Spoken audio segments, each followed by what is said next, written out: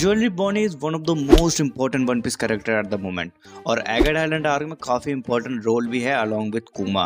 As fan we know Bonney Kuma के adopted daughter है और उसने अपनी पूरी लाइफ लगा दी अपने पिता यानी कुमा को बचाने के लिए। एंड एगेट आइलैंड आर्क में ये भी रिवील किया कि बॉनी सिर्फ 12 साल की है, जो कि हम फैंस के लिए काफी सरप्राइजिंग था आई गेस, जो कि दिखाता है she had a potential as a fighter in One Piece world.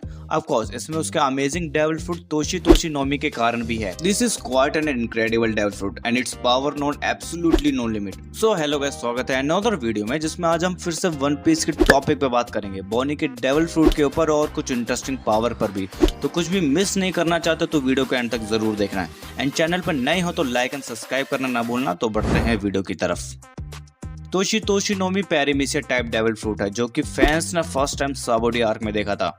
पहले ये माना जाता था कि बॉनी ने ये डेविल फ्रूट यंग एज में खाया होगा, हालांकि इस गलतफहमी को ओडा ने एगेट आइलैंड आर्क में तोड़ दिया, जहां पर ये कंफर्म किया गया कि वो सैटर्न ही था जिसने इस डेविल फ्रूट की पावर को बॉनी के अंदर इंजेक्ट किया। बेसिकली होता क्या है, जब बॉनी बच्ची थी तब उस पर 5 एल्डर ने एक्सपेरिमेंट किए थे, specially Saturn injected the strain of devil fruit ability inside her body because he wanted to see कि अगर किसी बच्चे को डेविल फ्रूट खिलाए बिना उस डेविल फ्रूट की पावर को उसके अंदर इंजेक्ट किया जा सकता है, जो कि कहने की जरूरत नहीं है। द एक्सपेरिमेंट वाज सक्सेस और बॉनी को ये अमेजिंग एबिलिटी मिली एंड लेटर जैसे जैसे बॉनी बड़ी हुई she can manifested this power and जिसके बाद she achieve great thing as a pirate. The power of toshi nomi are incredible, जो कि अलाउ करती है to manipulate her age as well as जिसको भी वो टच करे, जो कि इस डेविल फ्रूट की बेसिक पावर के रूप में रिवील करी थी। हालांकि the true power of the devil fruit is far greater than that, जैसे कि हमें एगेट आर्क में दिखाया गया। ध्यान से सुनना, थोड़ा कंफ्यूजिंग है और मेरे को भी ज्यादा अच्छे से समझ नहीं आया है। तो बॉनी डिस्टॉर्टेड फ्यूचर की पावर के माध्यम से किसी भी इमेजिनेबल फ्यूचर को सामने ला सकती है।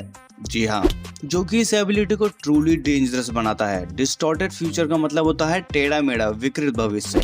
सिंपली अगर समझना है तो मान लो तुम अपने किसी भी सपने की पावर को यूज कर सकते हो, सिंपल।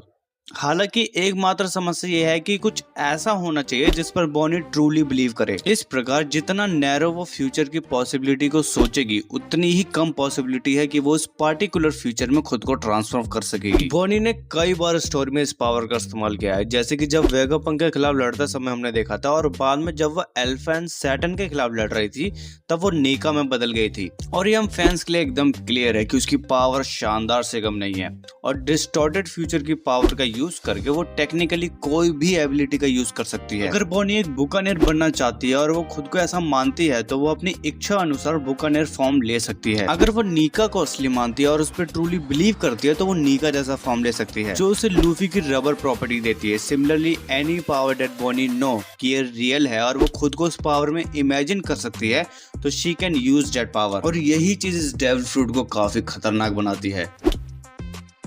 लूफी का गियर 5 सीधे तौर पर बॉनी के ग्रोथ से जुड़ा है और इसे कई मौकों पर स्टोरी में क्लियर किया गया है। जब बॉनी सैटर्न के अगेंस्ट थी और नीका जैसे फ्यूचर में ट्रांसफॉर्म होने की कोशिश कर रही थी तो वो ऐसे करने में नाकाम रही। इसका कारण ये था कि नीका पर उसका विश्वास डगमगा रहा था। सैटर्न ने तुरंत खतरे को पहचान लिया और नीका को और भी डाउन प्ले करने की कोशिश की और वो ऐसा करने में कामयाब रहा, क्योंकि बॉनी का नीका जैसे फ्यूचर में ट्रांसफॉर्मेशन फेल होने लगा। ये अपने आप में इस बात का प्रूफ है कि बॉनी को ठीक से काम करने की एबिलिटी के लिए खुद पे विश्वास की जरूरत है। In the previous chapter of One Piece Bonney witness the power of gear 5 first hand and connected the dot as well. उसे रियलाइज हुआ कि लूफी वास्तव में नीका है and that he is the warrior of liberation that she was always looking for. इससे Bonney में Luffy का विश्वास स्ट्रॉन्ग गया, या बोलो नीका का विश्वास स्ट्रॉन्ग हुआ, और इसका मतलब है कि उसका नीका जैसा ट्रांसफॉर्मेशन एक बार फिर से काम करना शुरू कर देगा। बॉनी जल्द ही लूफी की रबर जैसे एबिलिटी का भी यूज कर सकती है, हालांकि उसकी पावर यहाँ खत्म नहीं होगी। अब बॉनी चीजों को एक स्टेप आगे ले जाने के एबल। अब जब बॉनी ने लूफी को गियर 5 में बदलता देखा है, द ट्रू पोटेंशियल ऑफ हर devil fruit will be revealed. Bonney ने लूफी के गियर 5 के कई पावरफुल अटैक को यूज करते देखा है एंड हो सकता है लूफी खुद उसकी अपनी पावर को डेमोन्स्ट्रेट करके दिखाए। The power that he possess such as Don Gertling, जिसे बॉनी ने खुद देखा है, जिसका मतलब है कि बॉनी भी इस एबिलिटी को यूज कर सकती है, जिसका सिंपली मतलब है that Bonnie can access the power of Gear 5 herself। ये दो तरह से हो सकता है, या तो बॉनी वास्तव में एक व्हाइट बॉल वाला ट्रांसफॉर्मेशन ले सकती है या वो गियर 5 में ट्रांसफॉर्म हुए बिना गियर 5 की पावर का यूज कर सकती है।